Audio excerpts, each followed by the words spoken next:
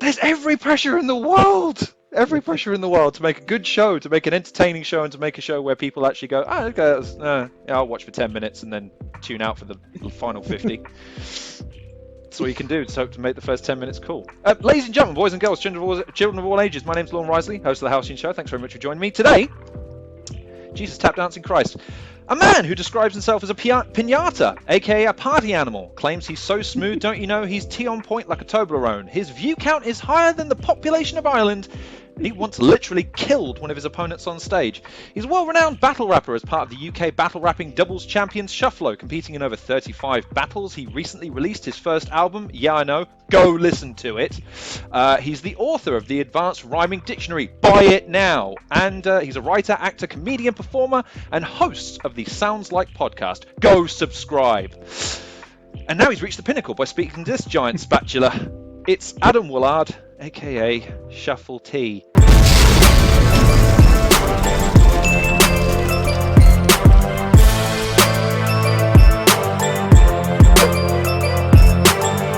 How you doing?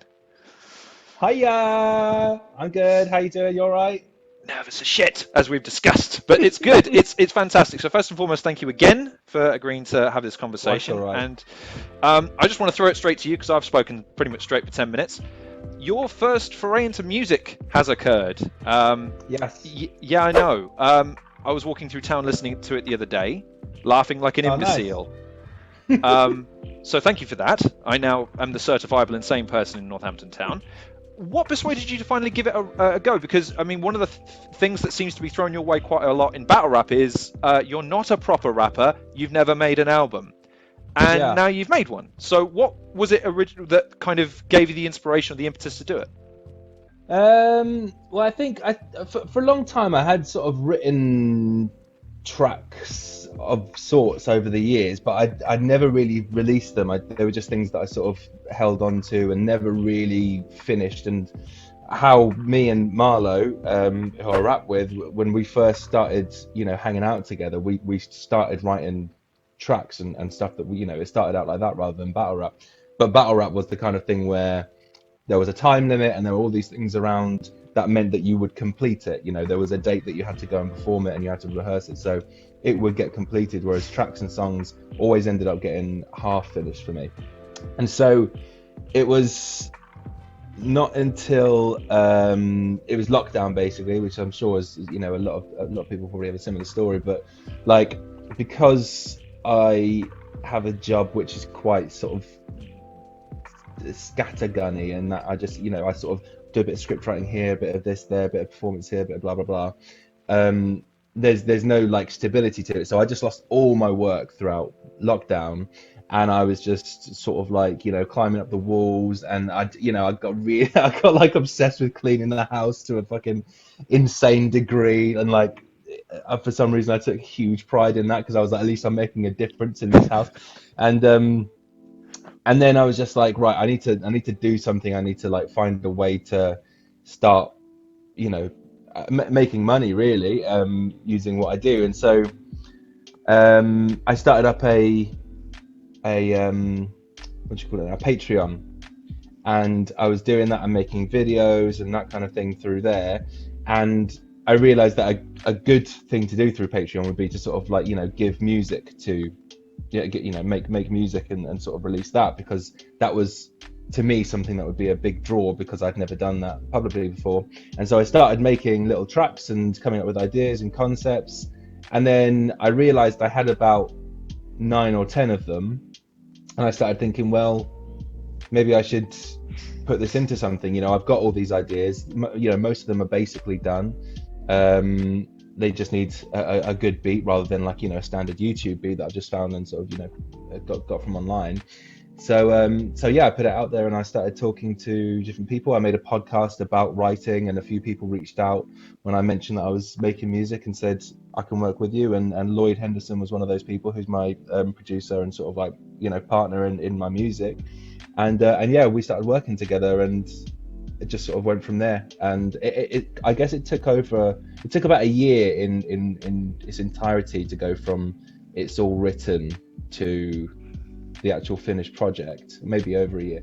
But it was a really fun process, and that was mostly because like we couldn't, go and see each other because of lockdown and stuff. But then afterwards, when I can finally get up there, we just recorded it all in a week and got it all laid down. And he was really good for sort of like bringing that musical side out of me as well. Like, it's a very different type of performance, obviously, doing something on a battle rap stage where you can kind of really take your time to let things breathe, and the performance feels sort of like different because you only get one chance at it, so there's a lot of pressure on it, and so that affects how you deliver it, and you can rehearse it a billion times, but it's always going to be different. Whereas this is the opposite, where like you get one thing and then you just rinse and repeat, do the same thing, record it, listen to it back, edit, make changes, etc., to get the best possible version of it. And so that means obviously that you want to get like fill it full of character and get interesting sort of like flows and rhythms and stuff like that. And he was really good at bringing that out of me, because I'd had no real exposure to doing that myself. It's a really different skill to be able to do it on stage in a battle rap setting with a cappella, and do it over a beat and try to sound natural over a beat.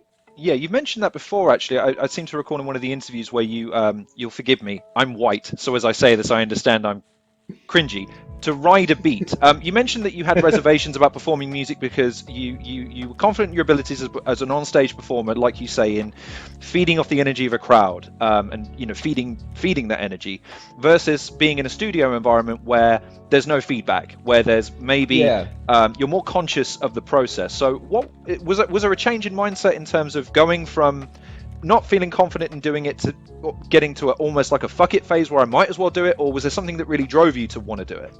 I think it was semi fuck it. It was semi fuck it in that I was like, it's been, I think by that point I'd been battling for about 8 years, or well, I mean when we released the EP, it had been 9 years since I started battling, and I was kind of thinking, it's about time I did something in the in this manner. And you're absolutely right. Like, the feedback thing is really a good point. Like when you're live, you will forgive so much more than you would if you weren't. Like, if you watch a stand-up thing on Netflix, a special or whatever, it's unlikely if you're watching that by yourself on TV that you'd actually laugh out loud, even if you found it really funny. But if you were there's something about like the organic nature and knowing that person is sort of relying on the feedback from the audience that makes you want to laugh and let them know as a collective that you will like it. Whereas here on the TV, it's not important. And that's the same with music. Like, listening to it, 9 times out of 10, you're not going to react in the same way than if you were seeing it live. And so that, I guess, was a bit of a difficulty for me, because it's hard to know how much you're getting away with when you're performing live. Like, are you a really good lyricist and people are replying to that, or are you a really good performer and an okay lyricist but people are reacting to that? So, and if that's the case, then when they listen to you on an album, they're going to just hear your lyrics and they're going to go, this isn't that good. And for the first time, they're thinking, oh, maybe that's just because he's not that good a writer, and I just like seeing them perform because of their facial expressions or the way that they so you don't know what aspect is, you can't quantify that necessarily, to know what people are exactly responding to, and so what avenues you would fit in.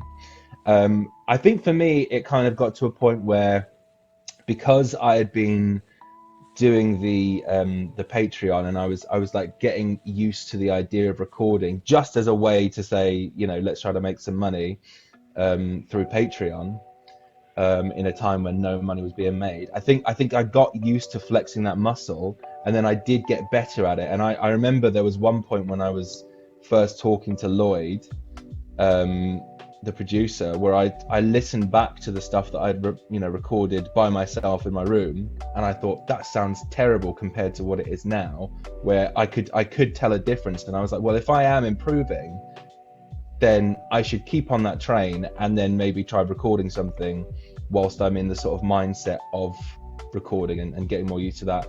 And at the end of it, I just thought, you know, in terms of what I was thinking about the judgments or what people might think or how they'd react to it, I just kind of thought, well, I do actually like this. I do enjoy the concepts. I do enjoy the songs. And I think I'm at the point where my delivery, I can listen to it on you know, on a track and not cringe, which is my goal, is just to not cringe. And so I thought that's okay, then I might as well record. That's a critical point, by the way. That's a really critical point about a lot of people when they start doing something that they may be shaky on, is that, like, it's going to be bad. There's not really an awful lot you're going to do, unless you're out of the womb, you know, with a mic and a headset in hand. Yeah. Like, it's going to take time for it to not be, because we all the masters in our own minds. In our heads, conceptually, it's fully formed and it's beautiful and nebulous and wonderful. But then when you hear it back, you go, oh God, is that what it sounds like? So it does take time. What's interesting as well, particular to rap, is that there's because rap is so ego fueled. Like, you listen to 90% of it, and most people will go their whole career or whatever, you know, their whole obsession or hobby with rap, talking about nothing but how good they are at rap. 100%, yes. That's what most people do, and so to sort of write that convincingly and to feel that, and, you know, people are so convinced that rap is completely different to anything else. In that, like, if we were to take music, like, you know, piano, guitar, or acting, or dancing, or any medium, there's something particular to rap where people go, I don't need a single lesson in my whole life. Any other thing, that's not the case. Singers, most singers will have lessons. Even comedians, which is probably the closest thing to rap, you know, like, in that people think they could just go on and no, I'm just funny, so I'll do it. Even there's loads of courses for comedians to go on, especially in London. But there's something particular to rap where people just go, no, I think I'm just naturally brilliant at this, and I think I'm better than everyone else I've ever met. Yeah, I'm pretty sure I can stick with that. When actually you listen to most rap and you go, this sounds like everything else, and, you know, I've heard this all before, and that kind of thing. So there's something strange that people just go, I am brilliant at rap, and there's no need to barely even practice. I will just practice by writing something, and then what I write will immediately be recorded, and when it's recorded, I'll release it. That's what most people do. They go, here's my first song. Oh, release and record. But record and release. But, like, really what you should do is, well, not what you should do, but I mean, that's why I didn't do that, because I think I was kind of aware of that. And battle rap, I happened to kind of take a natural kind of thing to, and I kind of knew what I was doing from early. But really, the performance in terms of rap itself and the technicalities that go along with that, you know, rapping over a beat, that's something I was just like, I don't want to release something until I think it's good. And like you say, people need to learn to be objective and hear themselves and go, it's okay that I'm not good yet, because why would I be? I've only just started. It's like if you tried tightrope walking and you fell off and you go, what? This doesn't make any sense. I can walk everywhere. Yeah, you can walk everywhere else, but you can't walk on a tightrope because it's hard. So you have to learn to do it first, and it's all right if you fall off 100 times. That makes sense. You have to. 100%. And that's an interesting point that you raised there with respect to the difficulty in transitioning from one to another when you're already so formidable in one. And, you know, a layman might make the conclusion that, oh, well, you do it on stage. I mean, it's even easier. In fact, you don't have people interrupting you every 5 seconds. You don't have a large angry man yelling at you while you're trying to perform. You know, so what's the problem? But there's the artist the old saying of the artist is his own worst critic. Well, to a degree, the artist has still got to find the wherewithal to release the thing, and if he was his own worst critic, he probably wouldn't release the thing, because it's like, well, no, it's mine and I can't share it with the world.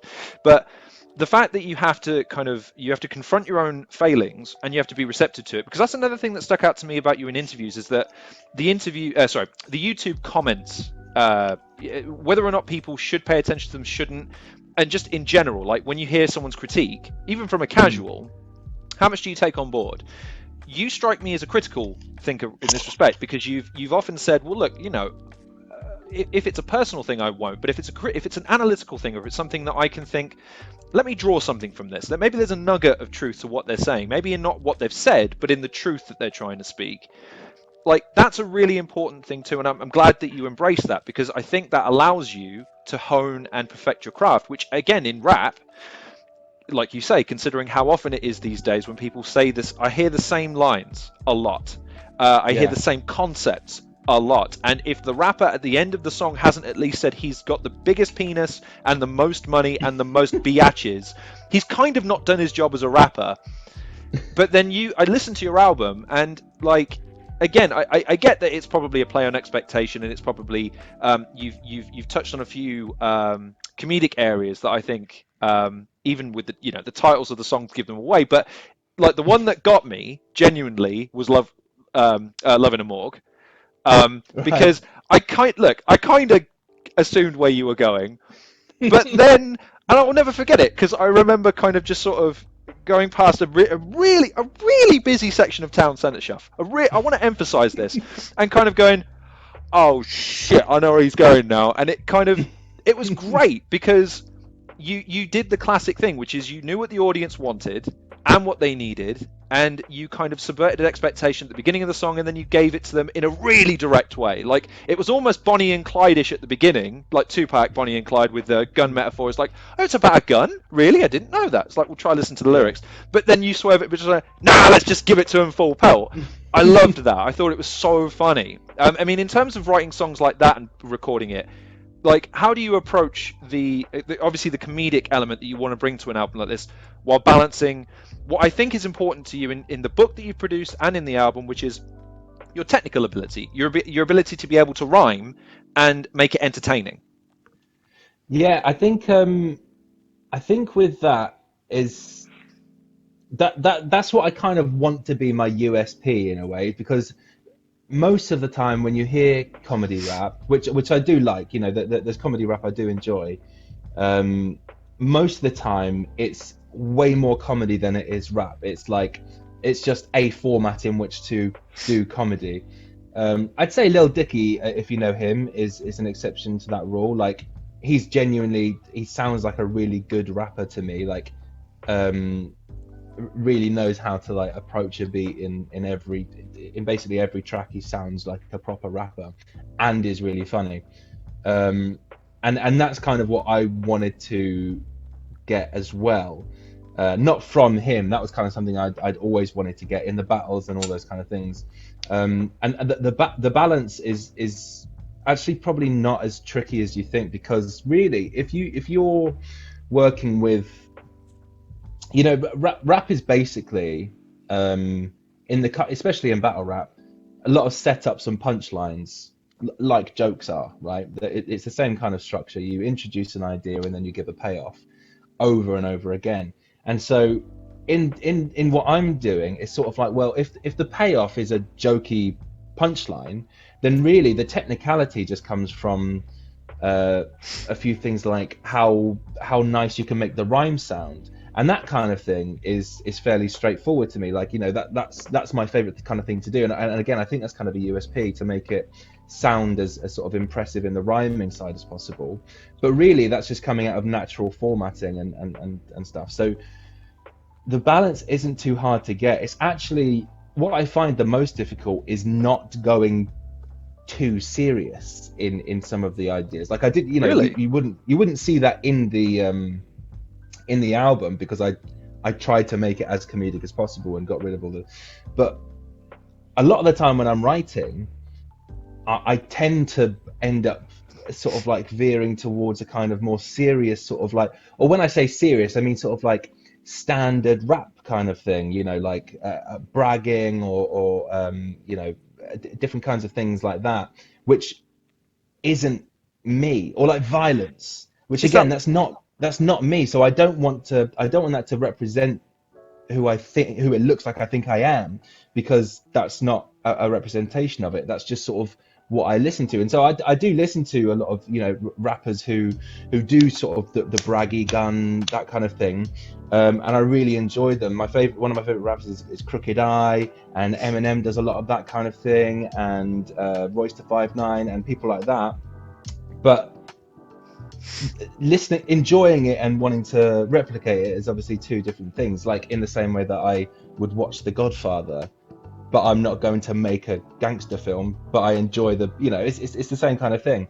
And so when I'm writing, sometimes I tend to go, okay, I could do a thing here about how I've, some wordplay on having a gun or doing something aggressive, and I want to do it, and I do write it, and then I'm like, right, I'm keeping that, but it's never going to see the light of day because it doesn't represent who I am, and it would be silly to put that out as a sort of, a version of myself.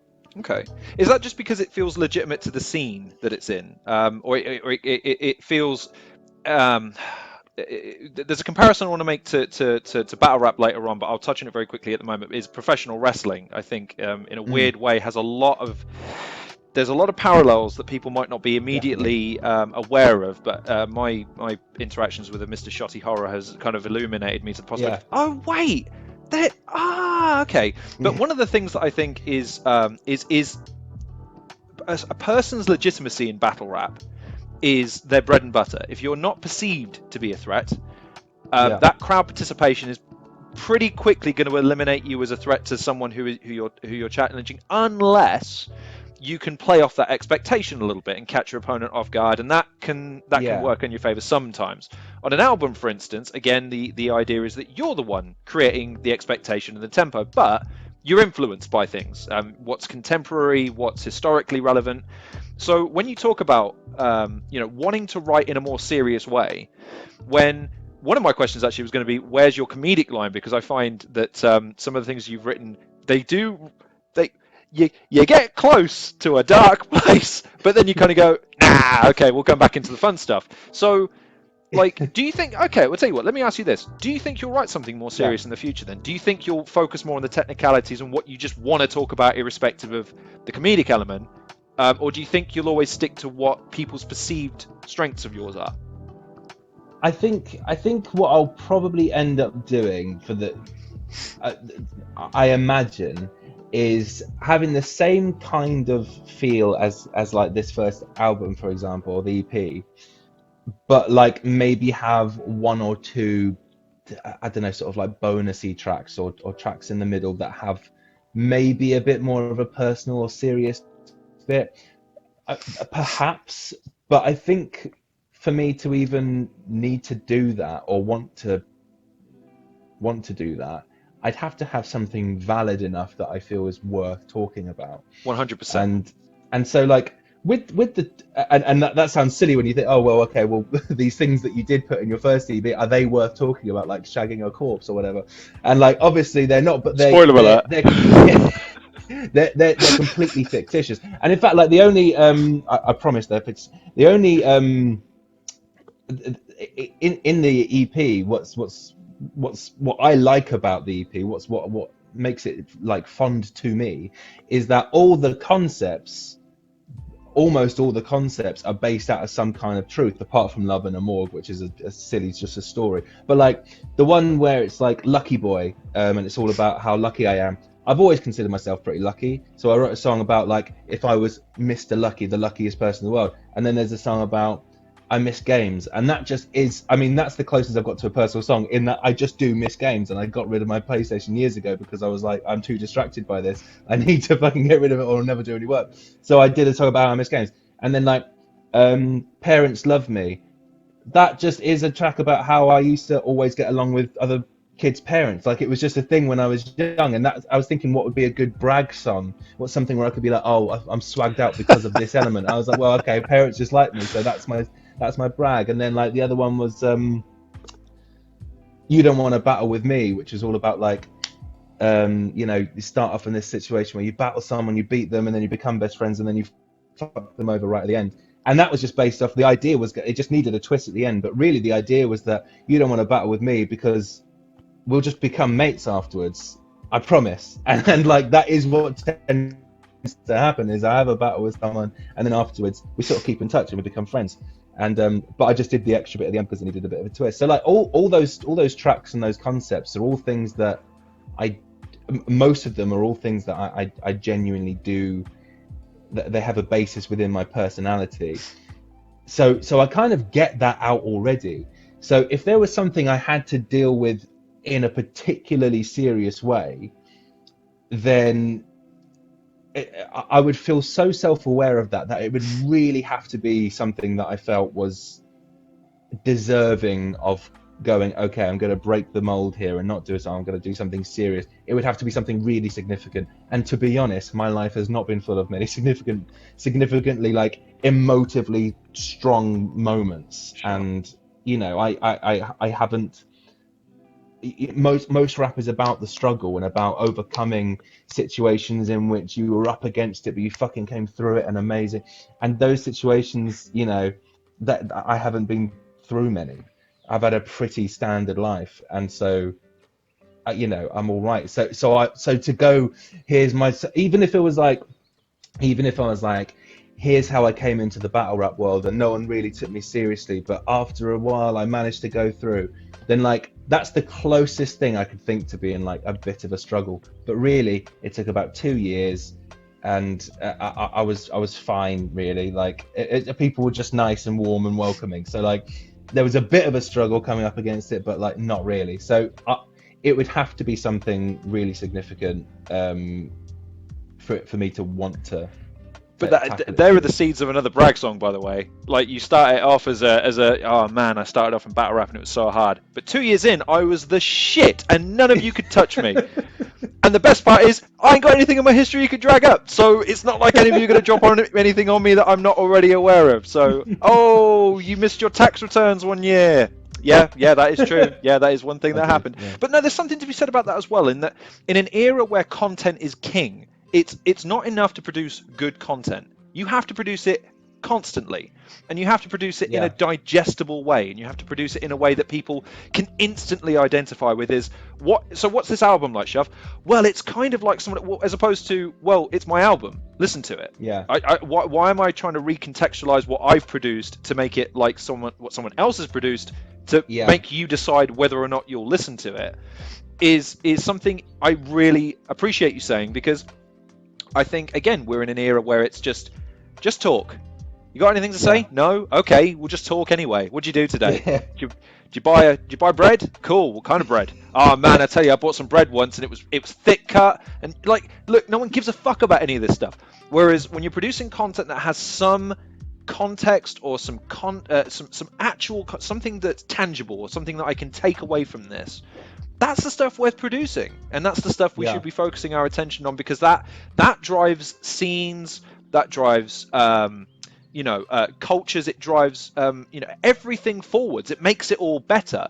And one of the things that I want to, because I'm glad that you've kind of allowed me to segue using this, the Advanced Rhyming Dictionary, available now. Hallelujah, hallelujah, hallelujah, hallelujah,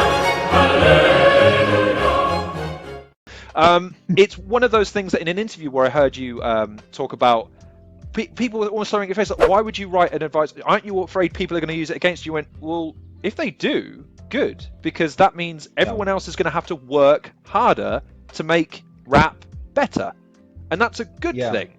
And you use the masked magician as an analogy to this, by saying, well, look, guys, we've been doing the same shit for decades. Isn't it time we all started doing something new? And even if it doesn't work, through the process of trying something new, we'll find what works. So let's talk about your book. Your book, I've ordered it. It hasn't arrived, so I will superimpose the plug here somewhere and say I'm it's actually great. sending that out today, I think. It's just there. One person, put it in there. It's not an excuse in this day and age. You're an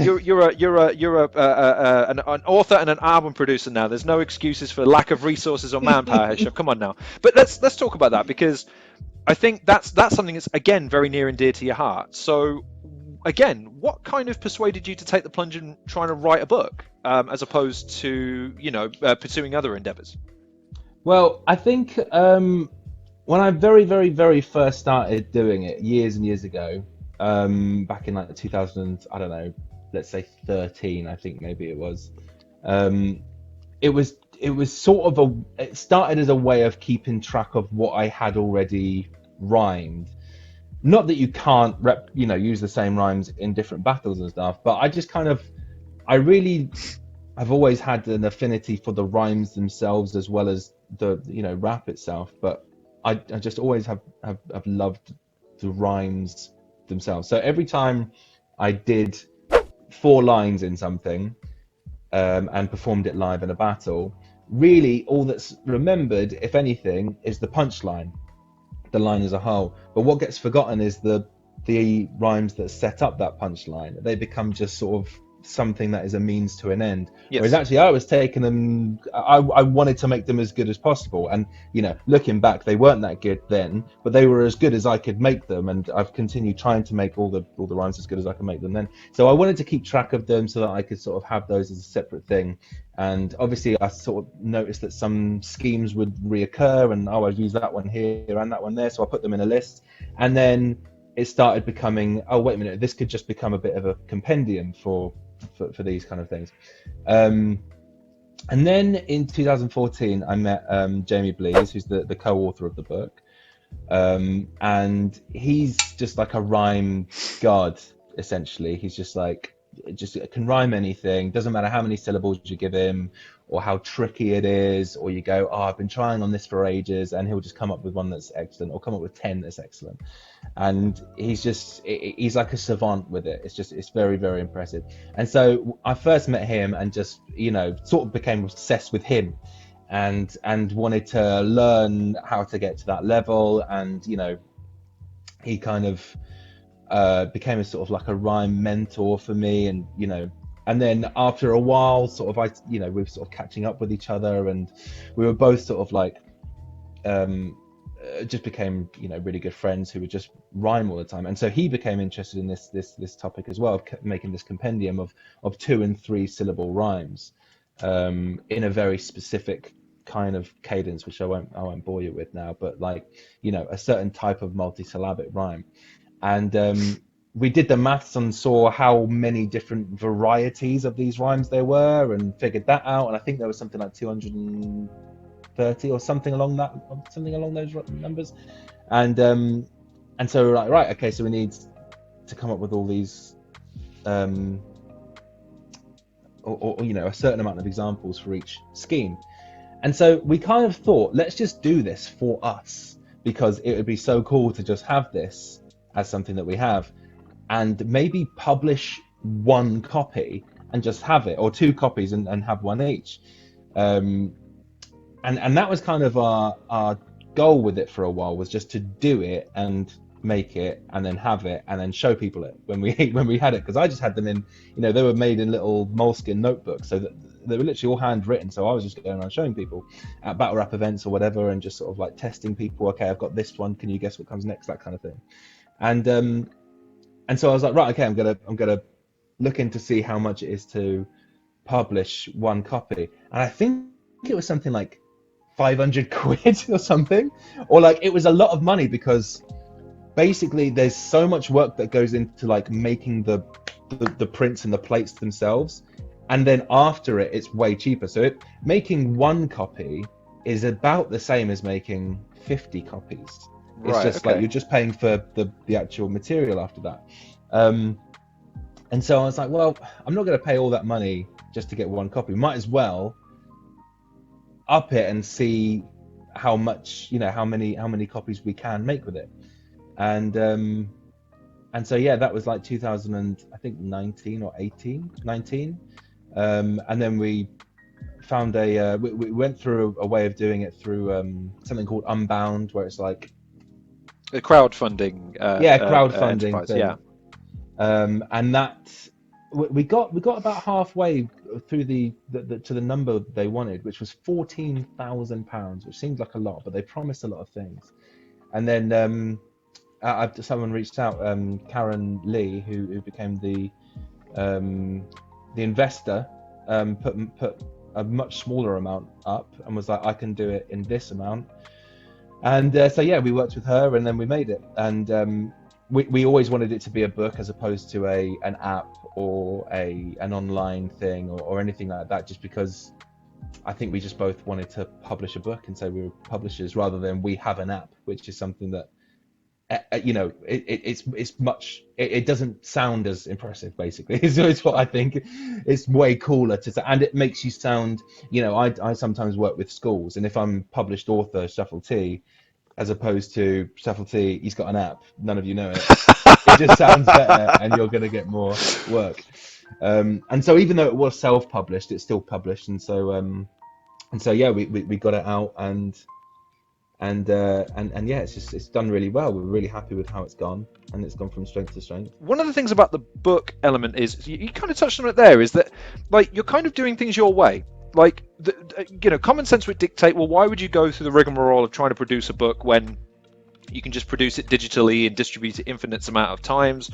Yeah. Why would you want to produce it in a medium that, I've started reading books. I say that it's such a ham-fisted word. I read books, but but it's one of those things where I think when you read a book, there's something tangible about the ownership of that book that makes what the contents of it sit with you and resonate a bit more.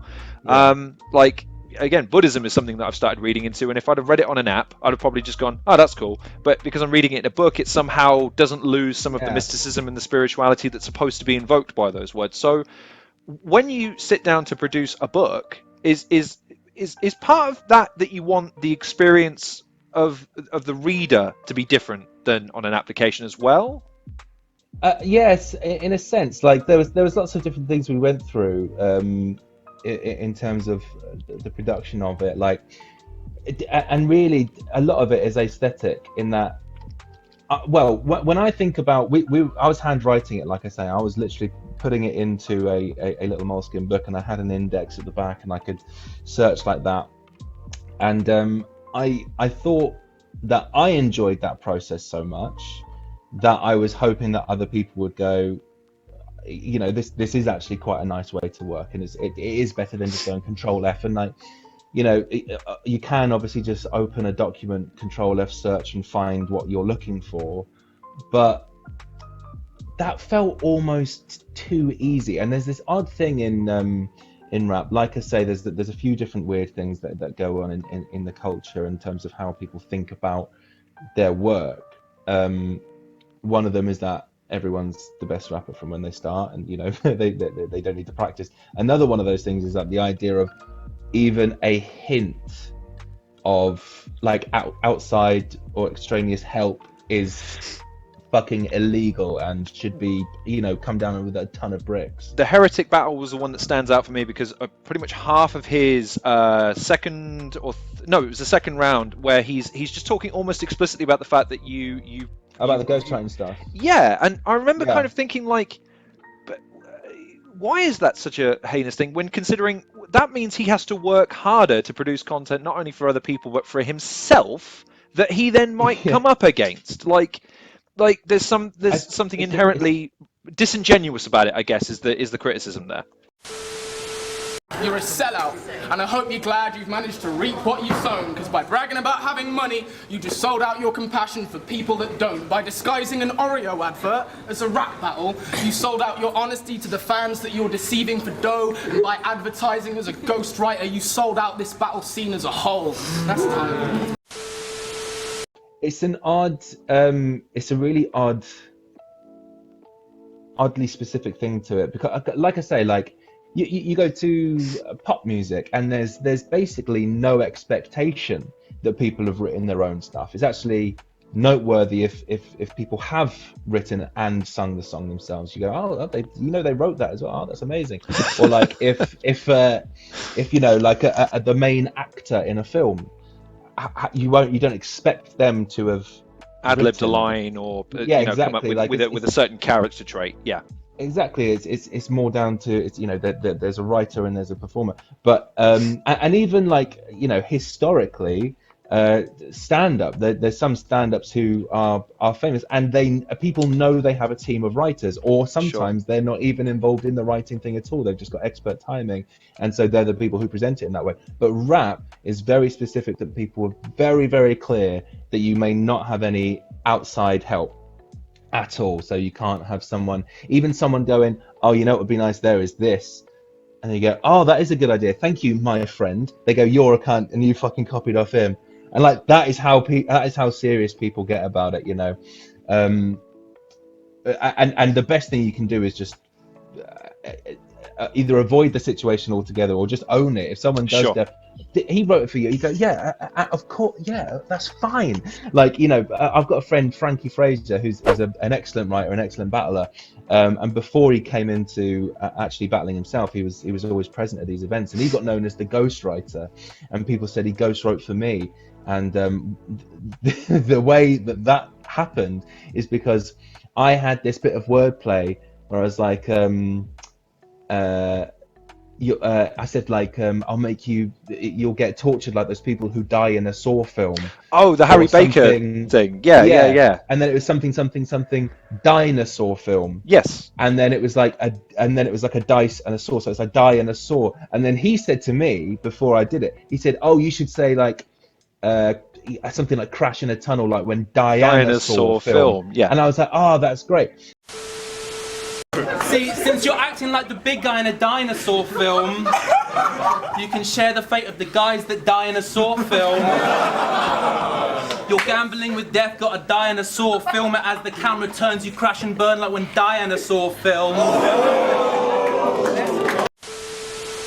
And I put it in, and then someone said something like, "Love that line." I said, "Oh yeah, cheers, Frankie came up with that." And they were like, "What?" And I was like, "Yeah, Frankie, I was telling my friend about it, and he said you should do this." And I was like, "Yeah, that's a great idea." So I put it in, and then it became Burn him! yeah, it's like, and I was like, "What are you up to?" Like, to me, it just seems so silly that I don't even think it's worth going. You know, I think most people would have been like, "No, he didn't write it. I changed my mind. No, I got it confused," or like, or doubled that. But like, it's so silly. Like the idea that you can't have even the slightest collaboration because it means, you know, it's just ridiculous. So the reason I brought that up is because of that idea. If we released the compendium of rhymes as an app, that feels more like cheating than having a book, which is more like reference. Which you at least have to study. Yeah. If you type in something and you get an answer like that, and it comes up and you go, "Here are the rhymes," and you go, "Okay, well that seems like you're using something else, and that's a bit too, you know, blah blah blah." But if you buy a book that has an explanation of how these rhymes work, and like, you know, some sort of exercises in order to come up with stuff, they have the lists of stuff, but also space for you to add your own, and an index in which you have to sort of understand how the sounds work in order to even find the words that you want to rhyme with, then that felt like more of a way of overcoming that obstacle of outside interference. You know, there's just something that feels more academic to it, as opposed to feeling like a cheat in writing, if that makes sense. And so that makes perfect sense. Yeah.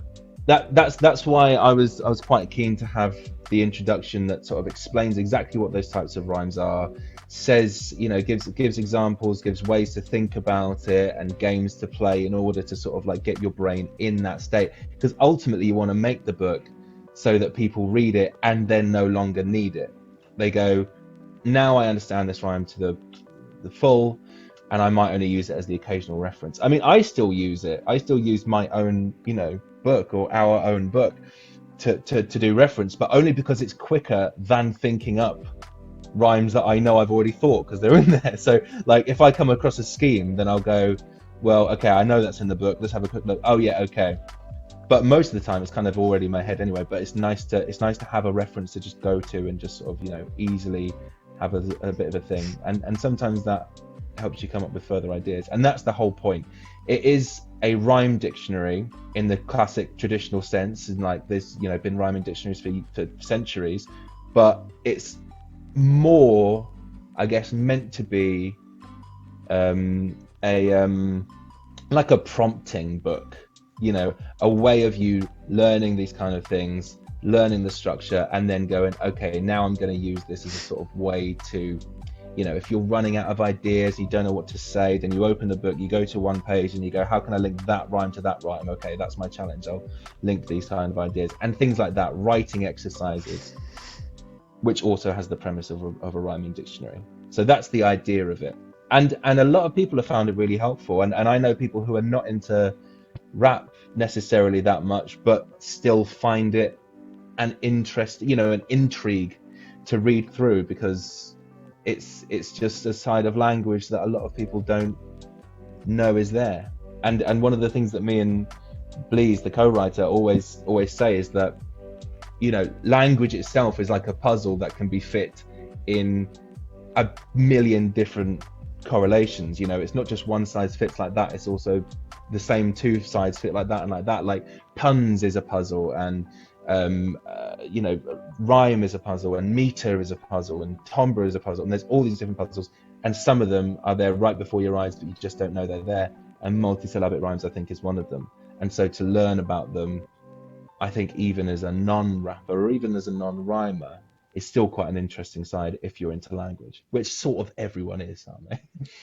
Well, far be it for me to, how dare I milk bars of this topic. I couldn't find a topic, unfortunately. Sorry, They're otherwise I would not have had very both. available. Because they sucked. I mean, who chooses topic over a Boost or a Kit Kat these days? Anywho, are you proud of the book and the album? I mean, in terms of from concept to completion, in terms of the way that they were sort of the journey you went on to produce them. Are you proud of those accomplishments and achievements? I'm really proud of them, and I'm really proud of the whole pictures of them. So I'm proud of the book, and I'm proud of me and Jamie and the friendship that we have, and how that became more solidified through the book. So I'm proud of that whole thing, and I'm proud that we finally got to it and did it. I'm proud of what it is. I'm proud that it's published, and I'm proud that it's sold. I think we've sold about 2,000 copies, which I'm proud of, and I'm proud that we've done that with no advertisement. It's just been through social media, and the occasional battle rap as well. The occasional battle rap, which does help, and I'm proud of the album. I'm proud of how it started. I'm proud of the friendship with Lloyd that I've had through that, and how that's become stronger. And I'm proud that that's done quite. I think we've had 35,000 downloads on that, and that's only been 4 months as of basically today. So I'm super proud of those. And when you're doing things like this, all you've got is the metrics, and all you've got is the responses. And so I'm worried every time I put something out. I'm worried every time I put a battle out that people are going to say, this is the one where I've lost interest, or this is the thing that, or when we put the book out, I was afraid that people were going to go, I like the battles, but this is not, or same with the music. And so I'm proud that I'm very proud of them, and I'm proud of the people involved in them all the way through. It's been really fun, and they're not mega, and they probably never will be, but I really don't mind that. What I'm happy with is that within the world that I operate, they've been popular, and I don't mind if they never go beyond that, because I've impacted the people who are immediately around me, and that's all I can really ask for. That's all we can really ask for. If the state of culture is anything to give us a guide into the future, Shuffle, is that in 20 years, when people have had enough time to kind of digest it, almost forget about it, and then some dipshit rediscovers it and goes, do you know what? If I just tell everyone that I've always been into this, I'm going to seem really cool. Then your album's going to hit, and it's going to be remixed by about 5 different dubstep producers within the year, and Ed Sheeran and Elton John are going to cover it.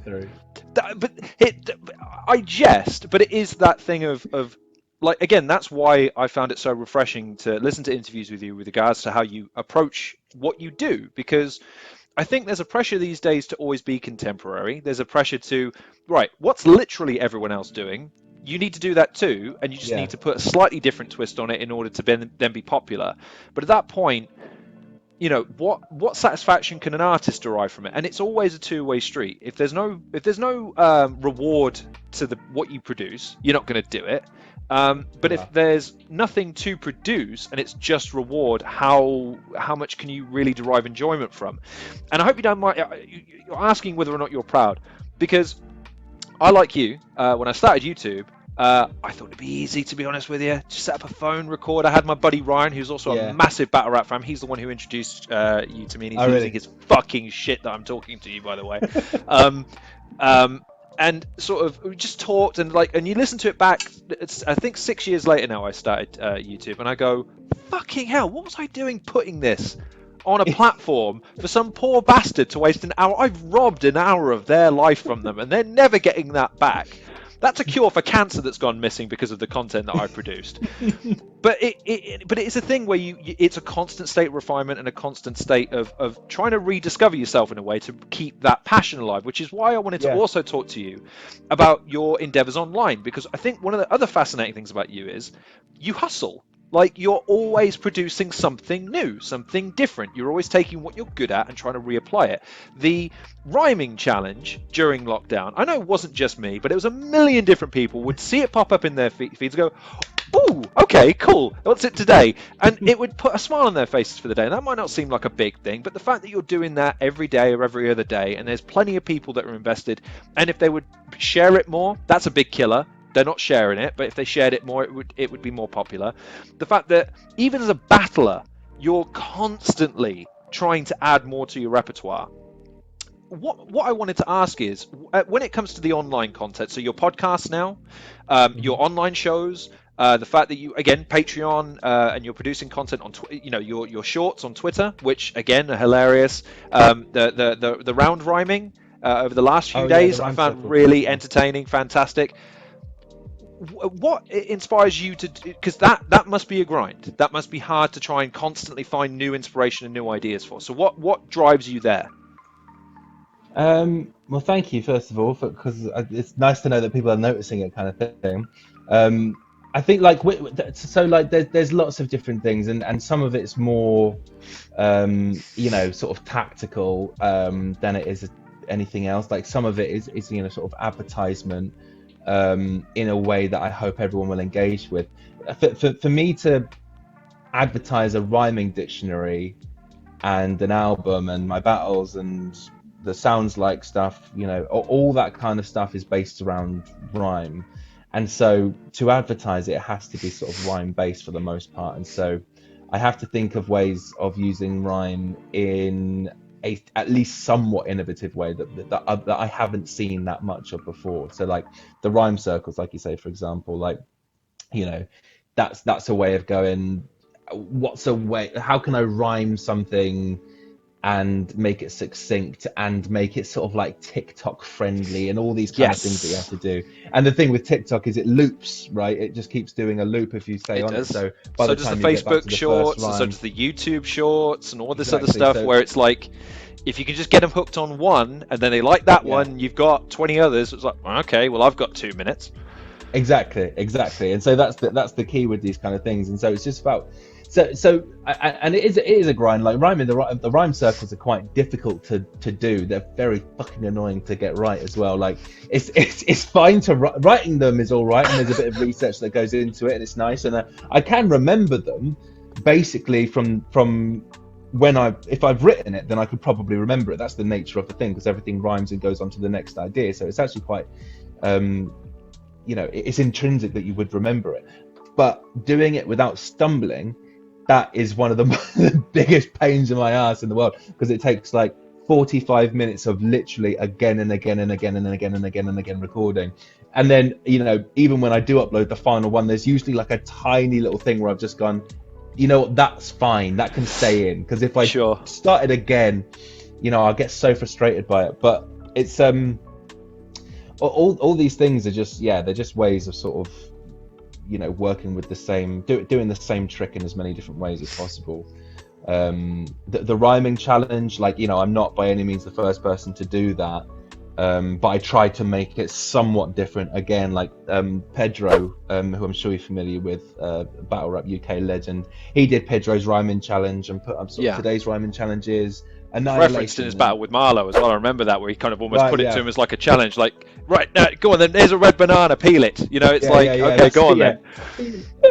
And so I tried to make mine slightly different in that I had a list of the top 8 rhymes on that scheme, so that I took away the most easy ones, and then everyone had to come up with much more difficult ones and things like that. And then, you know, I would make a winner, and then it's like, you know, it's a big advertisement thing. But it is like what I've always wanted to do is create a bit of a community of rhyme addicts or rhyme fanatics, and that's actually, you know, I have no problem with saying what is and isn't for advertisement, and, you know, all this other stuff is sort of like to promote, but that is actually something that is not necessarily for promotion. It's more for the love of it. Like I would love to have like a place where rhyme addicts get together and they go, this is a rhyme I absolutely love, and then everyone goes, that's amazing, or here's a rhyme in the wild I found, this sign here rhymes with that sign there. They go, that's amazing.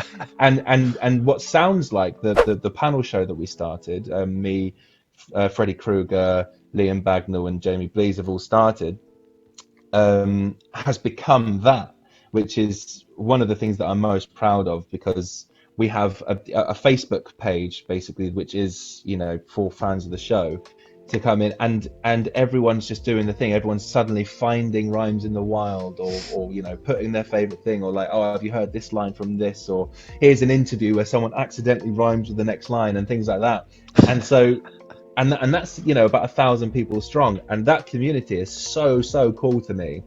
And that to me is one of those things that's, yeah, like I say, separate from the promotion, the advertisement. It's just a really cool space. And you know, if anyone from that is watching this, then I don't necessarily come on and comment that much, but I'm always looking through it, and I really think it's very cool, and I'm glad that people are getting involved with it.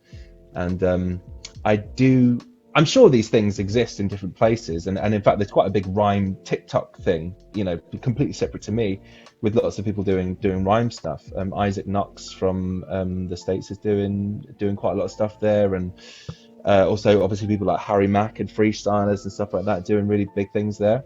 But I have always been an obsessive with rhymes, regardless of whether they're to do with rap or poetry or whatever, just pure rhymes, and the language fun that is available in that, in the same way that people might like etymology, regardless of their interest in the written word or whatever. You know, it's everything works towards it, you know, each other in that way anyway.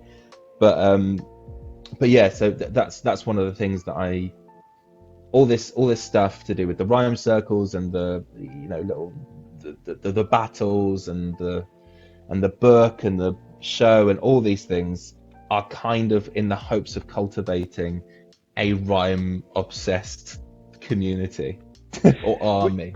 You've an army, Jesus Christ. Yeah. Well, you know, depends what the end goal is. Well, the Queen's just had her jubilee, and she's not, you know, exactly. She's on the way out. One thinks we need a new head of state. You would look pretty cool on a pound coin, I'll give you that. I'd have a good crown as well. All the jewels would rhyme with each other. Oh, interesting. Oh, wow, imagine that, a battle rap or a rap inspired head of state. Do you know what? If nothing else, I'd watch the Christmas address for that. Fucking hell, can you imagine that? If it's just my loyal subjects, boom. Like, I'd watch that shit every year. The national anthem would be a fucking banger as well. It would, wouldn't it? That would be. It'd have a whole like breakdown and everything. Well, everything gets remixed 10 to 15 times, and everything gets remade these days. And there's 2 national anthems in America at the moment. So why can't there be a hardcore rap version of God Save the? Go for it, man. I'm just gonna do it. Just do it.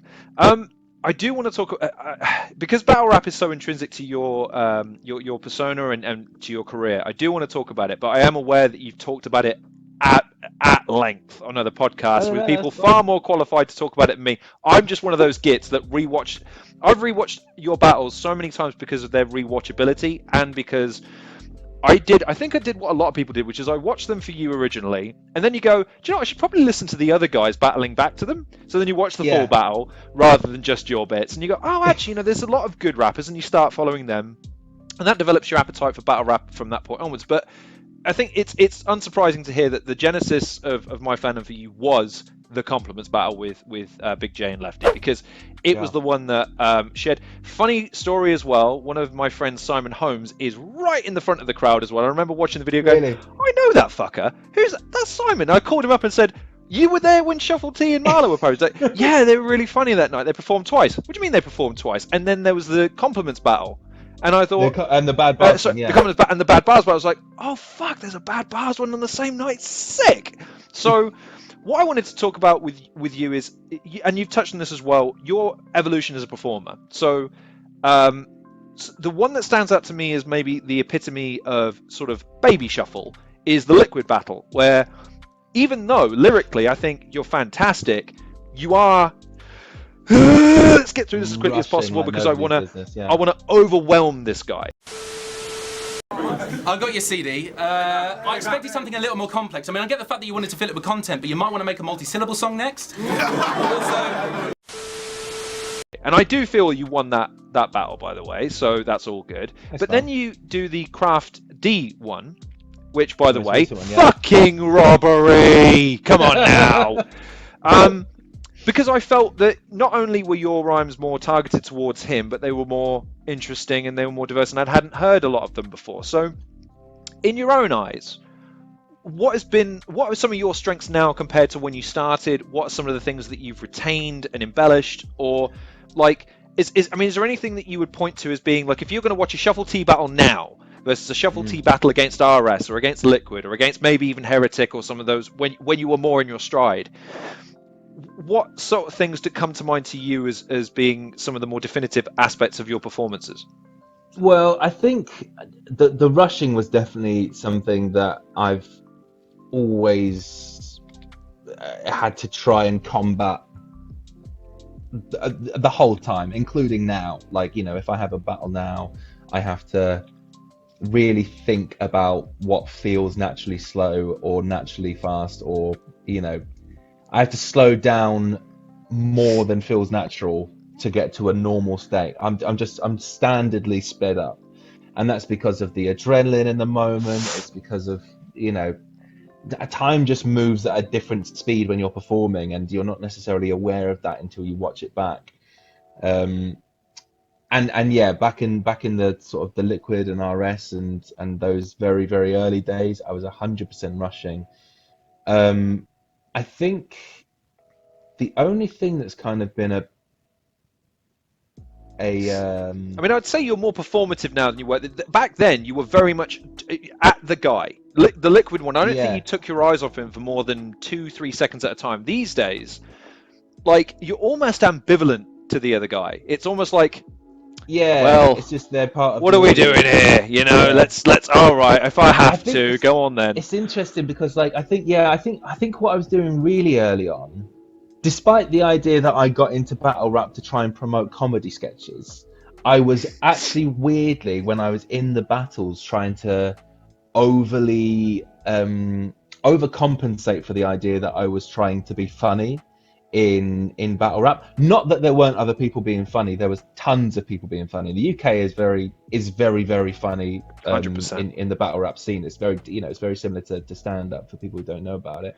I'd say that the UK and US are different from the perspective of the US. It's all, oh, I can't believe he said that, to, God, can you believe he said that?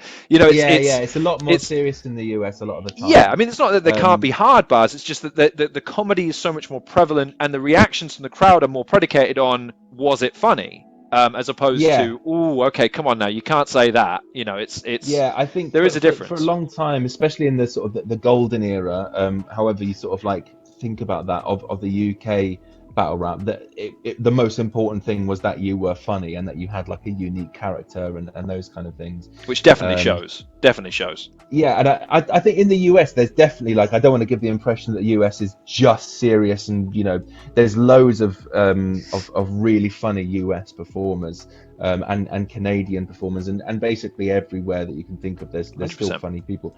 It's just not the main thing as I think it is in the UK. And I'm sure it is in some other countries, but not necessarily in the US. But so yeah, I think there was this awareness back then that I was thinking, I have to try and be serious. I have to show that I'm not just taking the piss or trying to be a parody of what this scene is as a whole. I am trying to, and so what I didn't realize was that that is more apparent if you do it through technique rather than intensity. If you know the techniques that you're working with in battle rap, then that shows that you take it seriously, not whether or not you call the other person, you know, or you try to really get at them. You can still have fun and take it seriously without being serious. Sure. And so I think that luckily wore away, and then I became much more in the wheelhouse of sort of like making jokes and doing things like concept rounds for people who aren't like involved in battle rap. That's sort of like where you make a whole round designed around some almost like a fiction, like a sketch, which is kind of like what my strength was. So like, Really? you know, for example, a battle rap against Raptor. There we go. Yeah, fantastic. Yeah, where me and Marlo battled a can of Fanta and a stick, Which was or like, fucking hysterical. There's a guy in the front row where you drop the line, I'd rather taste Coke, your mum's a great oak. When the enormity of the situation comes crashing down and the guy realizes, fucking hell, I'm watching a guy battle a can. What am I doing? Yeah. And it's brilliant because it's just that break of, again, probably a person who came there for watching for a serious battle, there for all the mum jokes in the world, and is like, your mum's a great oak. Fucking hell. But it's brilliant. It's great fun. We'll take those fake clones, break both. I'd rather taste Coke. Your mum's a great oak. If you both walked into a bar, you'd sound like the setup to an actually great joke. It was so much fun, man. It's still one of me and Marlo always say it's one of our favorite battles. It was so fun to write for, and no one knew that was who we were against. People thought that Fantastic, which is what we, you know, not Fantastic, Fantastic we called them. Everyone thought that maybe that was some like US opponents that they didn't know about that had their own sort of team name, and it was all very secretive. And then when they brought out a can of Fanta and a stick, everyone was just going. But I read it, or I heard it in an interview. You were telling people like, yeah, man, I'm not sure they're coming from America. I'm not sure they're going to get through customs, man. I heard that one of them might have bailed out. There's people sitting there going, oh man, who could it be? Who could it be? And then it's brilliant. And then at the end, obviously, you know, the whole concept pays off by even the crowd getting in on the gag. Yeah. Like, how that's fantastic for battle rap, not only because of, again, you get to showcase your skills and lyricism, but you also get to show, like, guys, this is entertainment, man. We're just here to have fun. It's not about actually who could stab more 40 times. It's not about who's got the biggest gun made out of gold. It's how do we get these people to come back and see us again because they had a great time. That's the goal of any entertainment adventure. There's no selling out involved there. It's how do I motivate people to want to come and see me? Yeah, that's exactly it, and that's kind of how we saw it. And it was also, I think, like, I'm not sure if we were necessarily aware of this, you know, consciously, or whether it's something, you know, I've just sort of retrofitting to the time. But like, it's kind of like, it was a bit of a challenge for us as well. It's sort of like the kind of thing that you go, well, okay, can you have a battle against inanimate objects? Can you know, can you make that entertaining and make it funny from both sides? Like, and that, I think that was something we kind of thought would be a fun idea. And also, like, the weird thing about that battle and the compliment battle as well, I think, is that we don't, if you watch the performance, I sound like a dick saying that. If you watch the performance, then actually we don't make any jokes in the same way that you would in a normal battle rap. In a normal battle rap, if I'm against someone, then I'll make a joke where I will laugh along and everyone knows that I'm in on the joke. Whereas in the Fantastic battle, we're acting as serious as physically possible. Aggressive, yes. And that in itself is the joke. And so that's what, you know, just sort of like squaring off against a can of Fanta becomes the joke. And so the more serious you take it, the larger the joke is. And so we were trying to put in all this sort of like in-depth wordplay and all these association schemes. I think at one point I said to the stick something like that he was like his family was all incest. So yeah, And so you but I know all your secrets. Let's bring up your past now. Incest. Yeah, it's getting pretty dark now because, and then it goes. Your family tree wouldn't leave and branch you out. stick to your own since your family tree wouldn't But leave something and branch out. like you finish a bar and then just go, don't you fucking look at me. Like the crowd don't know what to do in that moment because you guys commit to the prospect. Like every time you because it's not just the fantastic, the concepts that you bring to battles, just generally speaking. Like I was going to ask, how's Punno doing? You know, like it's fantastic how you bring, because again, it's that sense of, look, we get it. It's serious, and there's going to be some unsavory things said, but it's just words, and we're all here to try and sell some tickets. So let's not take it too seriously, and let's have a bit of fun if we can. So, and I think that's why I think one of your evolutions as a performer is going more into the fact that, look, guys, you're going to attack me for the same sorts of things. So I'm probably going to have just as much fun with it as you are. Plus, I'm going to know some things about you, and I'm going to be able to play off those things. And I think you even said it against Unanimous. It doesn't even matter if what I make up about you is true, because after it's totally true in a battle rap. Yeah. So Yeah, like, exactly. you It's guys suspension would of disbelief at that time. yeah, you guys would almost be better served in not ignoring all of the apparent stuff about me and making up stuff at this point, because it feels like, at least as a viewer, when I watch battle raps against you and Marlowe, not just and Marlowe too, individually, collectively, it seems like a lot of the same stuff. But they're never attacking your technicality these days, or your ability to be able to string words together. They're always attacking you and what you are, as opposed to, which, again, this is a kind of a weird thing about battle rap, it's attacking each other's legitimacy. It's like, you're not as good as me, and therefore you should not win.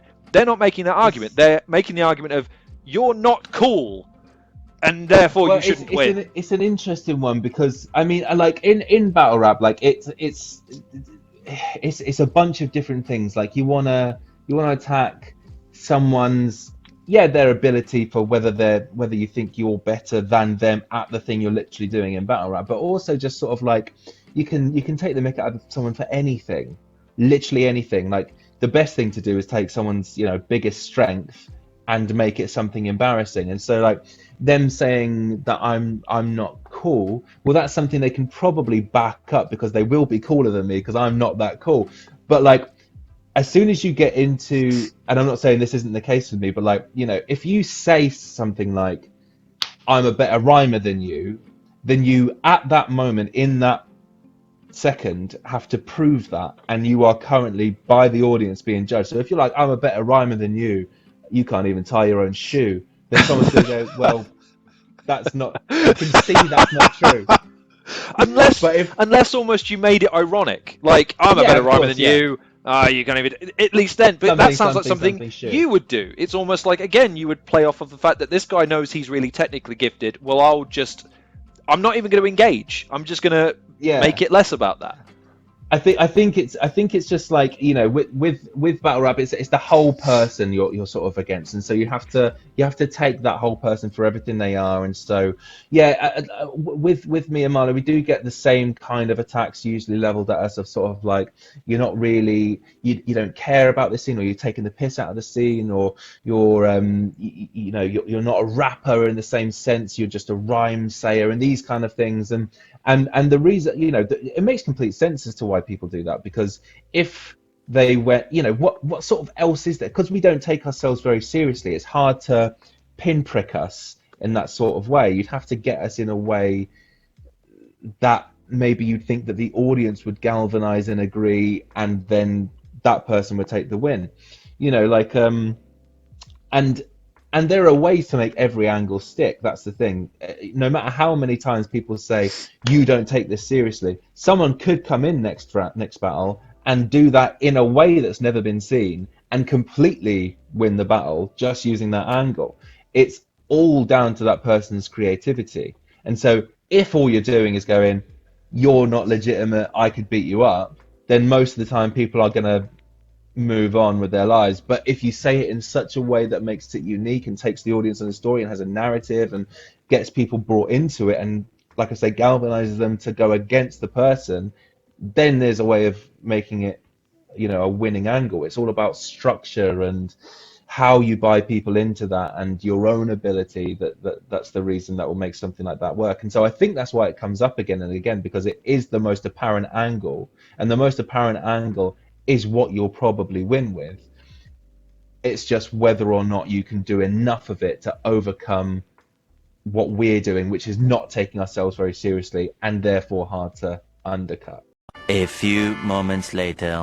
Well, again, I don't know. This is the problem. I'm too used to interviewing my friends. It's different when you chat with your mates. When you again, I'm calling you Shuff. You know, your name's Adam, and but I'm calling you Shuff because I don't feel like I can call you Adam, because I know that it's the professional wrestling thing. If you go up to The Rock and call him Dwayne, he'll probably punch you. You know what I mean? It's like one of those things. It's like, no, you don't get to call me by my real name. You should refer. It's like the teacher thing. You should refer to me as Mr. Johnson or The Rock. I don't agree with that. I hate when you're referring to someone and like a celebrity to your friends, and they go, "Oh, what, you know them, do you?" You go, "No, but I was saying George Clooney, and then I said George says this." I don't want to say George Clooney every time. I think, like, you know, everyone's just a person, and no one's, you know, although there's loads of people that I hero worship and put on a pedestal and all that kind of thing, I sort of resent myself for doing it because it means nothing. It's so ridiculous. I hate all this, and I really hate when people get like, you know,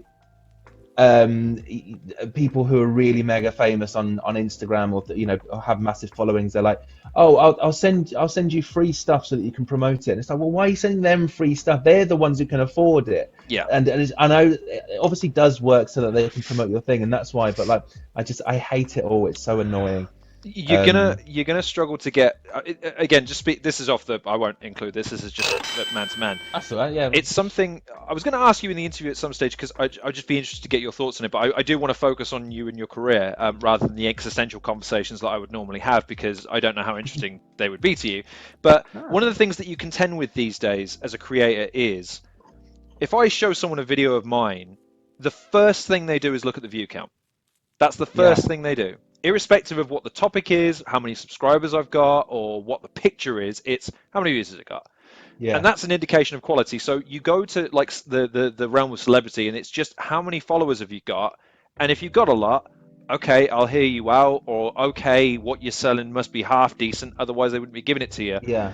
Like the numbers game is something that you fight against constantly as a and I'm sure I'm preaching to the choir on this, I'm sure, but there's also a thing where you want to retain your legitimacy and your integrity. You want to say, no, again, if I want to talk about something, it's because I want to talk about it, rather than, hey, let's see what's on Twitter today. I mean, fucking again, in the world of wrestling, the Vince McMahon thing has just happened. I could make a video on that. I know enough about it to make it, but I don't care beyond just talking about it to one of my mates, you know? This is it as well. I completely agree. Like, so many people have said to me over the years, "Oh, you should just you should rap about like, you know, what's sort of like in the news," or, you know, and we tried that once or twice, and we tried to make it sort of a silly approach, but like, you know, making topical sketches of what's happened, or making like rhyming things about what's happened. Just like, I'd have to have an interest in it for me to want to do it. Like, you know.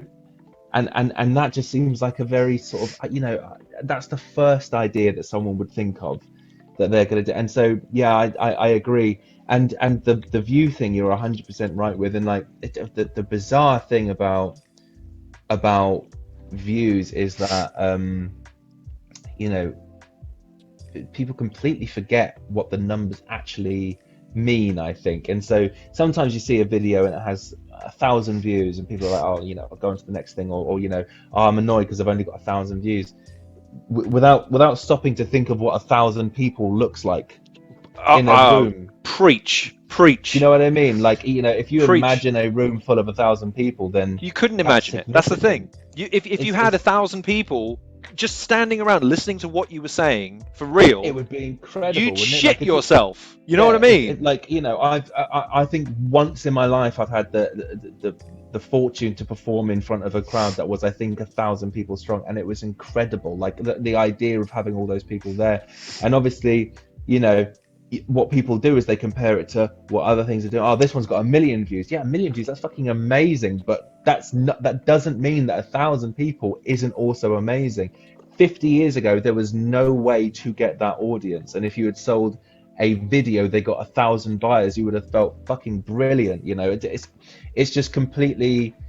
It's so accessible, and so it feels like nothing to say you've got 1,000 views. But that doesn't mean that you haven't had an impact. 1,000 people is a school, it's a business, it's a big business at that.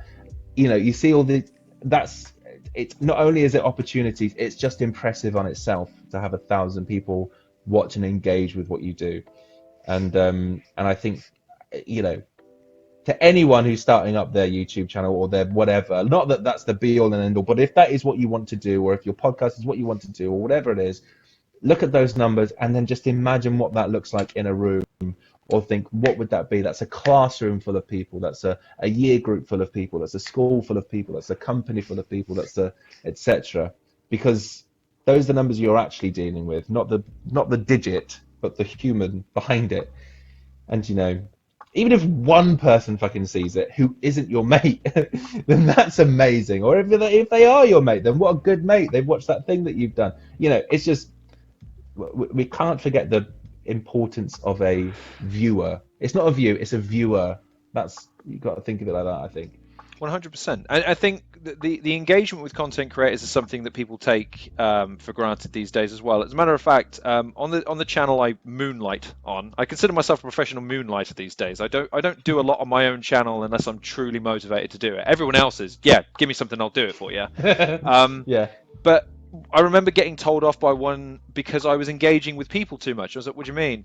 Well, when you're leaving comments to every person that comments on the video, you're then diluting the intrigue and mystique that you have as a content creator. I was like, but what if I'm interested in just having a conversation with someone that raises a point, or just maybe, because again, I think this is a lost art, I confront the occasional asshole on Twitter and on comment section, because I think it's interesting sometimes to delve into some of the tactics that people utilize to undermine your content, i.e., there was a guy who was just commenting about how terrible things were, blah, blah, blah. But then when I drilled down to it, all he was really unhappy was the frame rate of the videos was at 24 frames per second. He wanted it at 30. Yeah. Gave it to him, and suddenly, subscribed.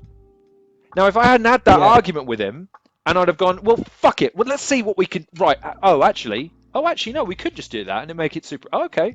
All right, cool. Happy? Actually, yes. Oh, good? Are we okay? It feels like something just got resolved online. That doesn't seem the natural order of things. Yeah, I think it's interesting because, I mean, like, that whole mystique thing, I'm sure, like, I kind of get where that person's maybe coming from, of like, hold it back and don't engage with too many people, because I'm sure at some point that probably was a valuable thing. I think now the opposite is true, and the more you engage with people, the more they feel like they're part of the, again, that community that you will naturally be making, even, no matter what size that community is. And so, like, every time I put a video, even on like TikTok, where it's very sort of, it's engaging with an audience in a sense, but most people are just sort of going through whatever comes up. Even then, if someone leaves a comment, I try to respond to a bunch of them, just so they feel like they are being, not being ignored and are being valued as a person. And even if that's just like a sort of like a heart emoji to say thanks for saying something like, oh, this is great, thanks, or whatever, then it's still significant, because it means that person is seen. And in regards to the sort of like when people leave negative comments, or sort of, have a go at what you're doing, or that kind of thing, usually I tend to ignore it unless there's like a funny response that I think I can put down, which is sort of not really acknowledging the point, but just making a side joke that I think will, that other people could maybe like rally behind and sort of, agree with you on. But there was, I think last year and the year before, when I was releasing the book, I had quite a few like comments on different social media websites where people were saying negative things about that. And that was one where I always wanted to engage with the person and ask questions.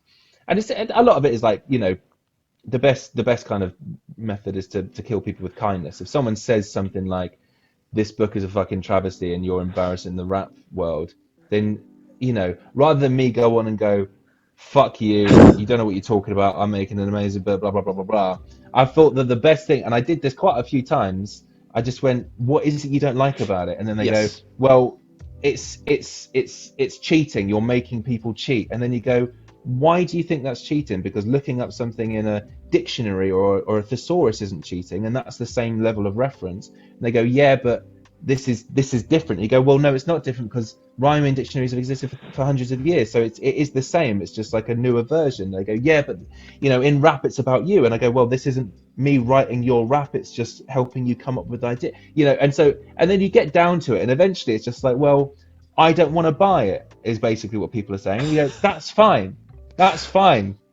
you don't have to, and you know, you never need to, but let's not attack each other for that, because there's no reason for you to buy it. I'm advertising it to everyone who's followed me, because I would assume that those people have an interest in the same kind of things that I have an interest in when it comes to the reason you're following me, which is rap and rhyme and stuff like that.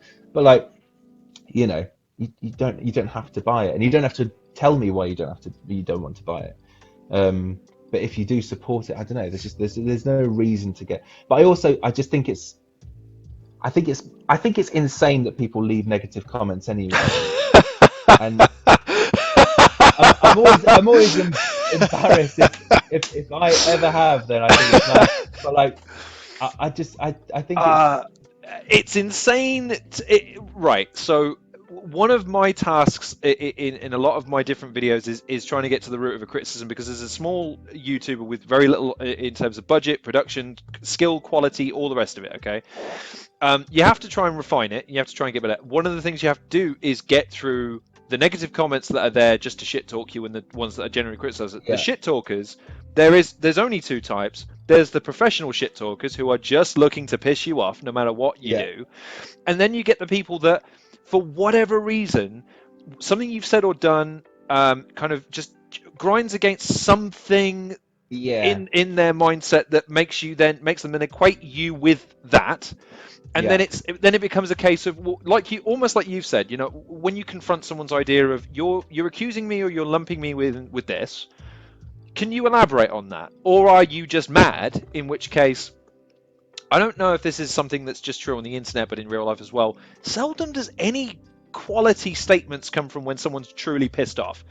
You know, there's never never a resolution. There's only a furtherment of a conflict. There's too when much people other are stuff mad. going on. Yeah. So I mean, so the insanity of it is, yes, there's nothing to be gained from anyone leaving an inherently mean or nasty comment, but there's a culture of it. There's a mean-spiritedness to it that, again, I think is fascinating when you look at battle rap, for instance, because people would look at it and go, man, you guys must really hate each other to say such nice things. No, chances are most of them know each other at least reasonably well and get on, because they all realize, right, we're just trying to make an entertaining spectacle, and if that means, you know, he's going to say stuff about me that maybe I wouldn't want him to say, fair enough. But I get to say stuff about him too, so there's an equality there, as opposed to someone on an internet site like YouTube, like Twitter, who's got infinite time to just go, Shuffle T, what's he tweeting today?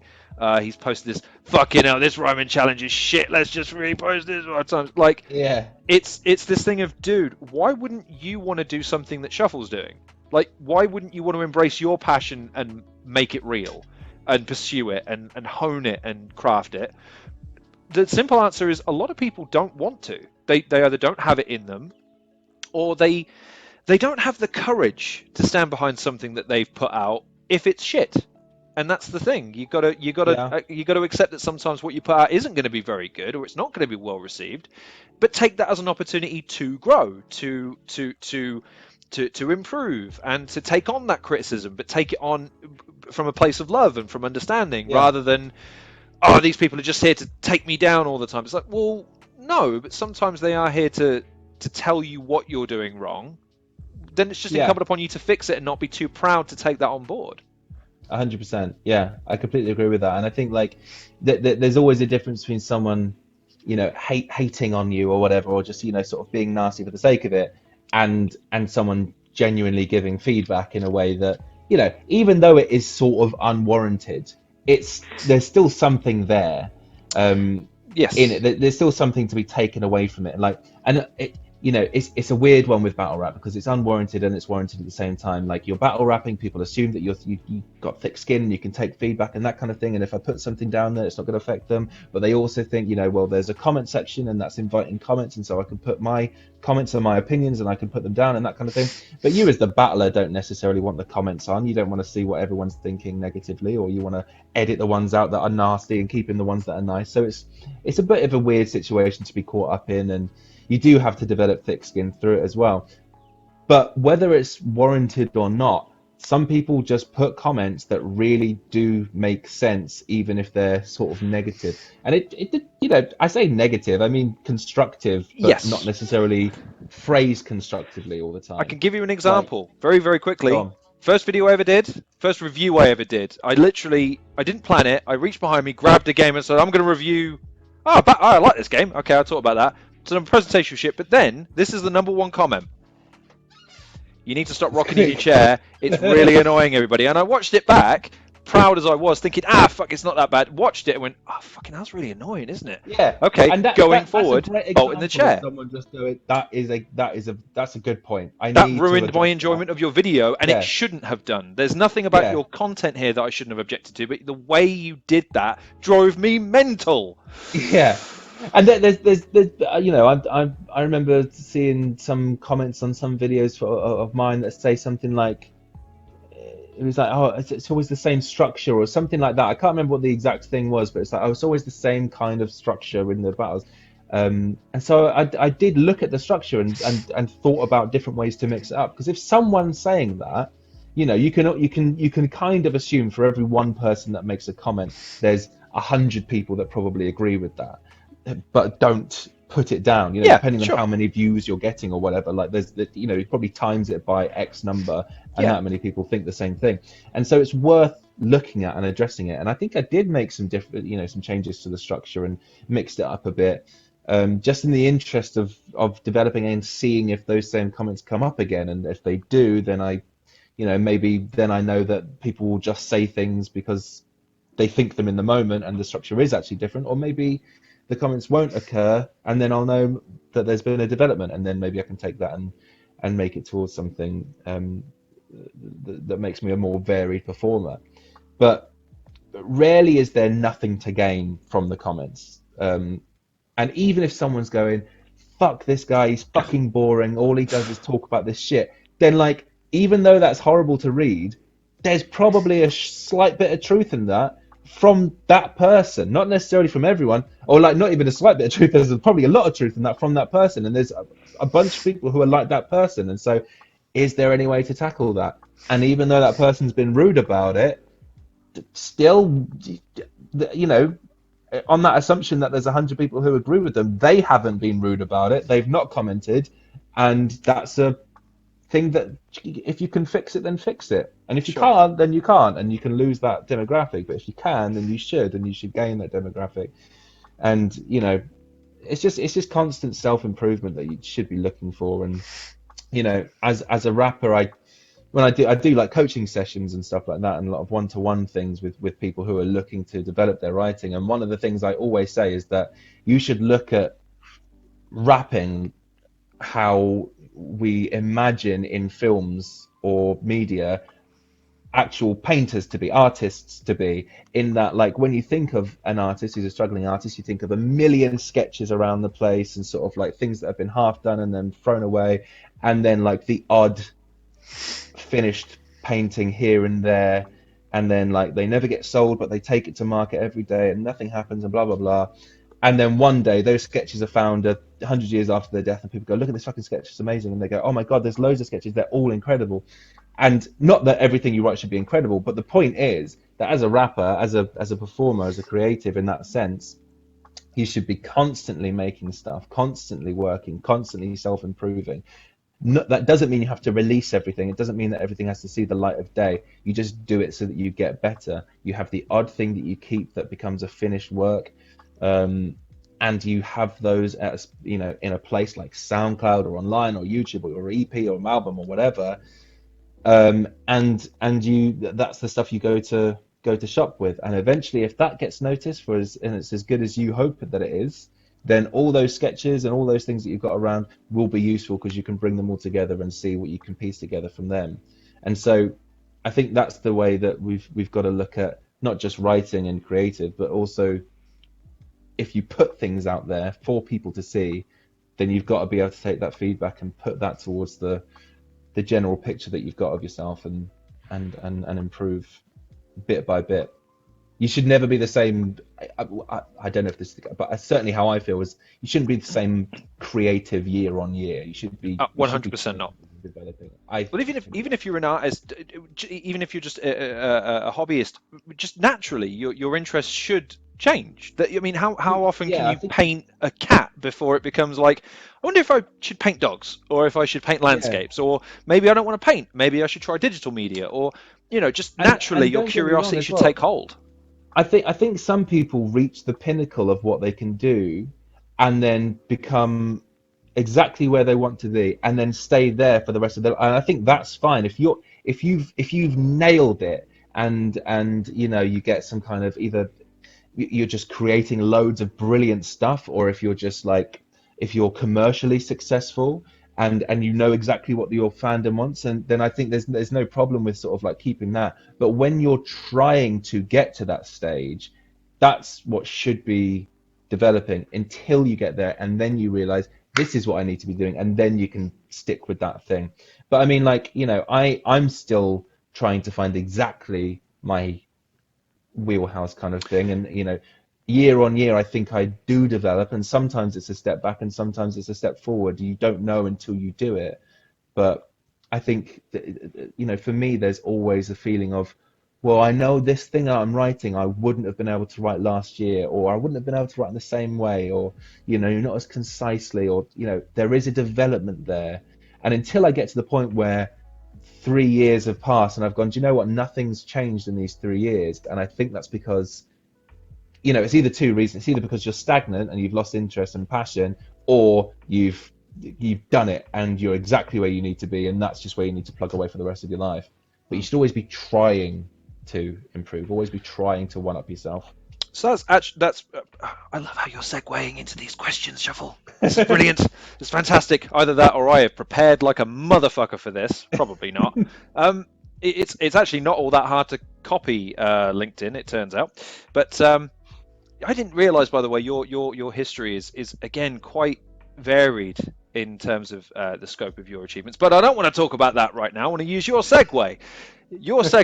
In terms of your aspirations, because one of the things that strikes me about your repertoire and indeed your sort of your body of work is that the potential for crossover and the potential for mainstream is always there, but also the love of the pure art form of battle rap and of lyricism and of rhyming, and like you say, your love of the English language.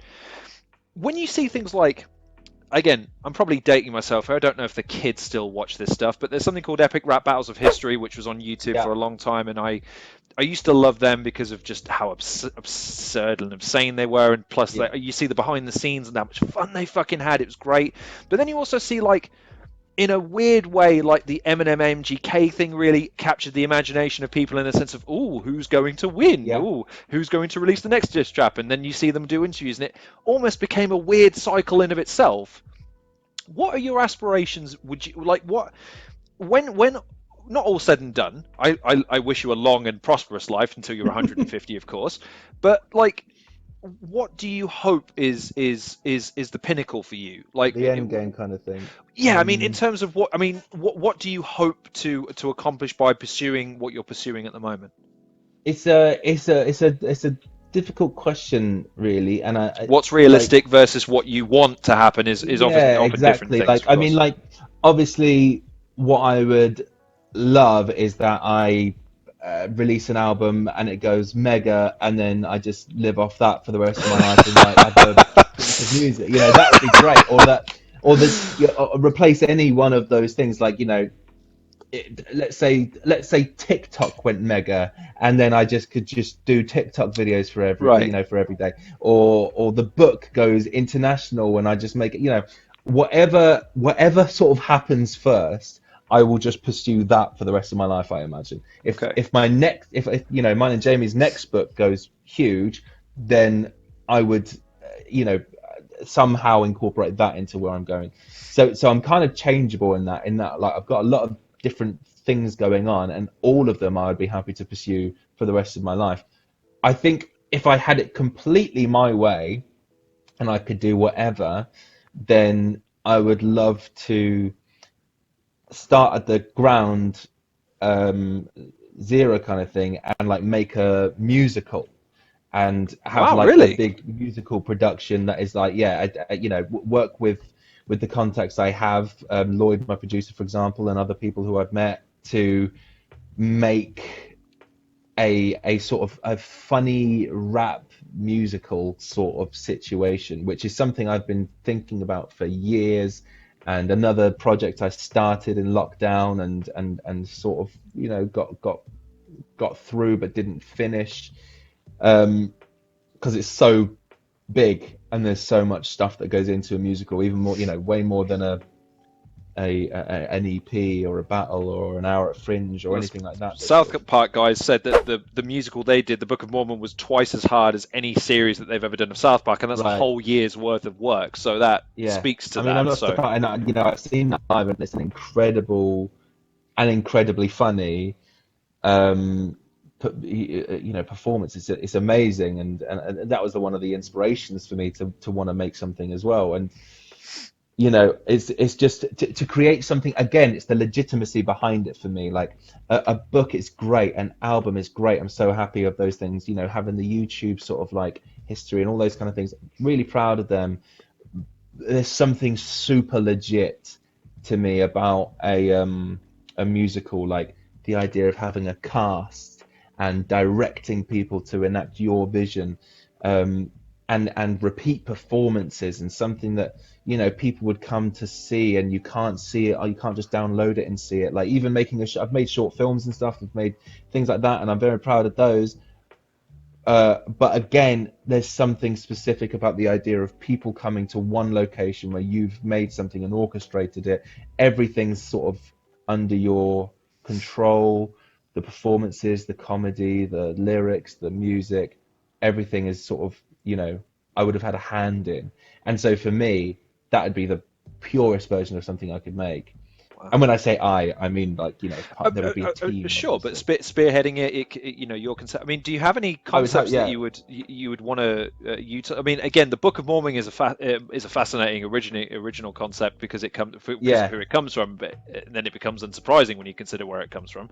But when it comes to I've got some like concepts that I've started on. You're not making a Power Rangers musical. That's what I'm asking, right? Not yet. That's not the first Please, one I'll go. God, I've had enough of my childhood being butchered, Shuffle. I can't I can't see you now turn to... Guys, hear me out. Postman Pat, right? What's the one thing we've never seen him do? He ain't been in a musical. You know who else hasn't been in a musical? Fireman Sam. Let's make the crossover happen. I can't take any more of this crossover rehash bullshit. It's just too much. Like it's just at some point, like they're going to bring back everything from the 1990s, just call it 2030 and just go, fuck it, just rewatch Will Smith. Again. No, he's always been this young. Don't worry. Just watch it and just over a new film. Do you know what I mean? But like, so like, what do you have any concepts that you would like to play within the musical format, or are you still kind of hashing that out? No, I've got some concepts I'd like to play with, and like I'm sort of working on one at the moment, which is sort of like a bit of a pastiche on sort of like Agatha Christie-esque sort of mystery, sort of what they call murder mysteries. So like, I watch a lot of like Poirot and Miss Marple and those kind of things. I got introduced into like my wife and her family are really into them, and Columbo fan personally, so you can keep your Poirots and stuff, but the one. Listen, Peter Falk is he's a fucking treasure, so I can't. He is great. So. but yeah, I think like it was that for me, and like the idea of there's always like Death on the Nile, or things like that, and I wanted to do Death as Spoons and just have a Weatherspoons as the location that someone dies, and then have like a murder mystery, which is sort of like wrapped by all the different people involved, but everyone's also sort of pissed, and so they're trying to get to the bottom of this thing, and but everyone's just like kind of out of their minds, drunk. So that was one concept, and one I had a couple of years ago, because I noticed that, like, well, not noticed, but there's a common thread in musicals, that there's like often like a political sort of bent, or like a revolution sort of happening in the background, Sure. like Les Mis and Hamilton, obviously, and a few others, and so I wanted to do like a revolution happening of like spiders against humans, and just have like this really poorly produced spider outfit worn by lots of different people, as like this sort of like revolution happens where spiders kill all the people, but again, like, all grounded in this stupid, silly kind of world where everyone's kind of serious about it, but obviously that's the ridiculousness and stuff like that. So again, like, I got a couple of songs in through that, and I was really enjoying the process, but I think that was maybe too silly. But this latest one, I would love to do, and I'm working on a musical at the moment. I'm not sure how much I can talk about it. It's not my own thing; it's someone else's idea. And me and my friend Rob are working on that, which is a lot of fun, and the process is super fun.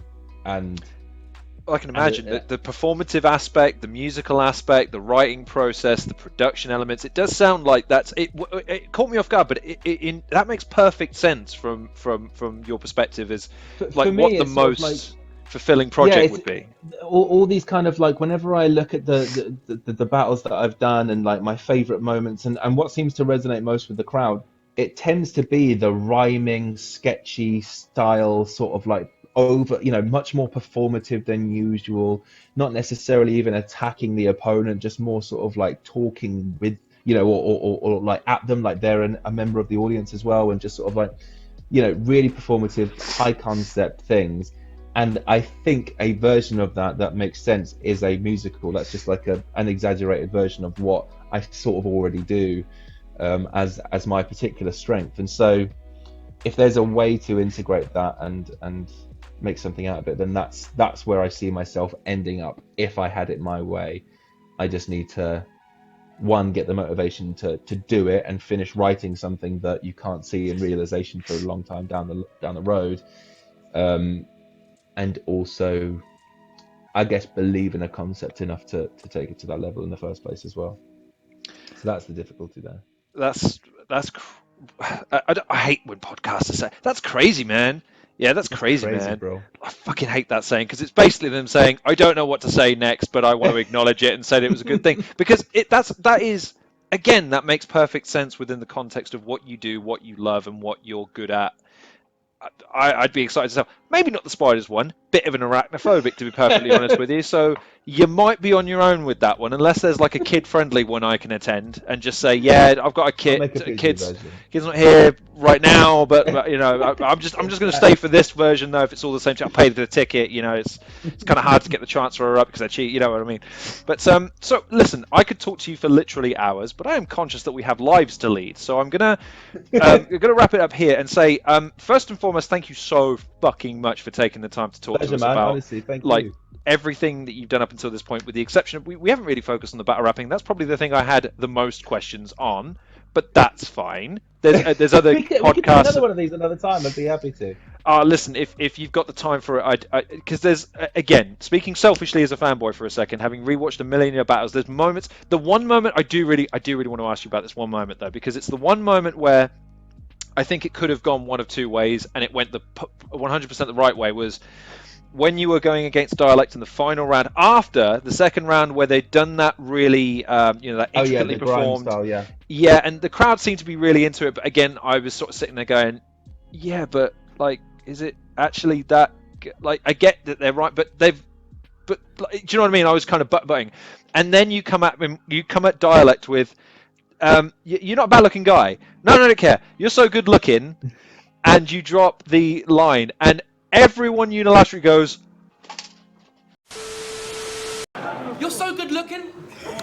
You could be an extra member and take that. You're so good looking, my mum thinks you're hot and she normally hates.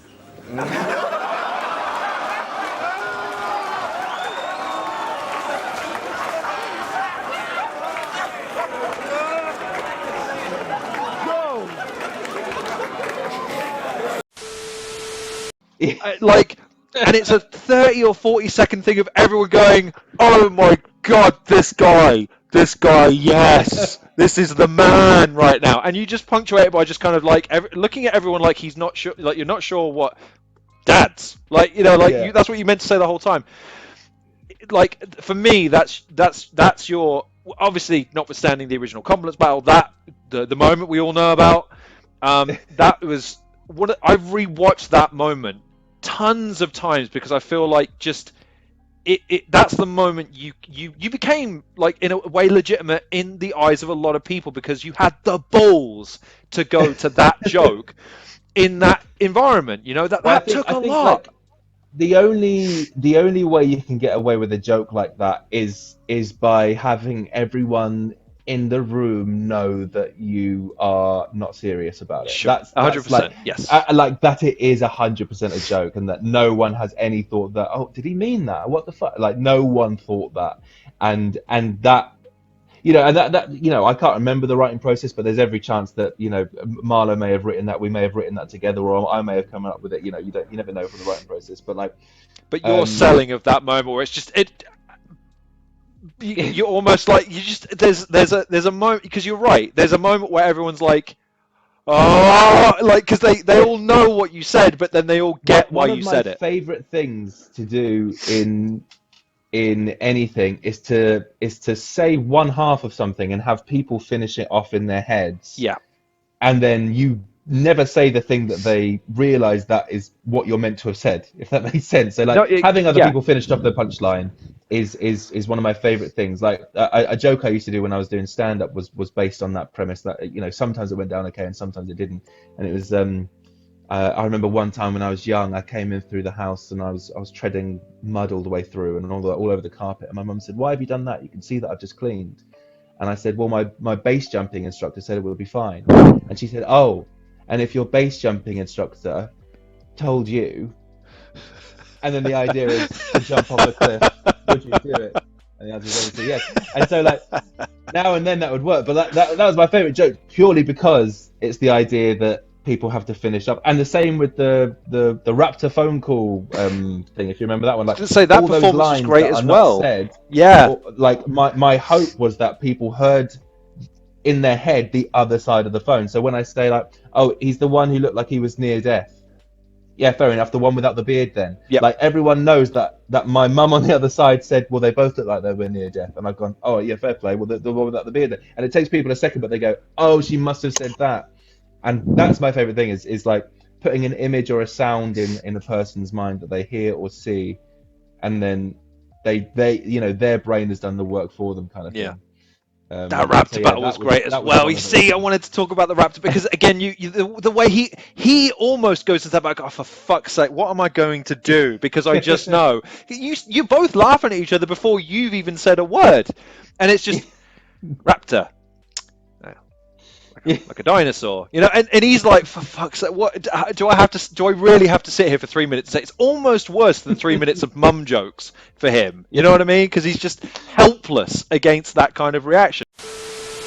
Alright, Shuffle T round one, let's go. Come on. Let's go. Raptor.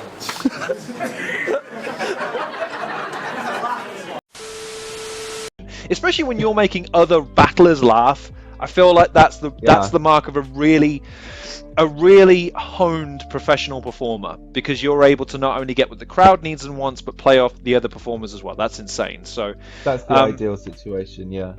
2 hours later. We didn't do a fucking butt plug every minute of the interview. Damn it. Damn it. I've just remembered that. I apologize. That's something that do you know what? I put it in my notes. I'm suing.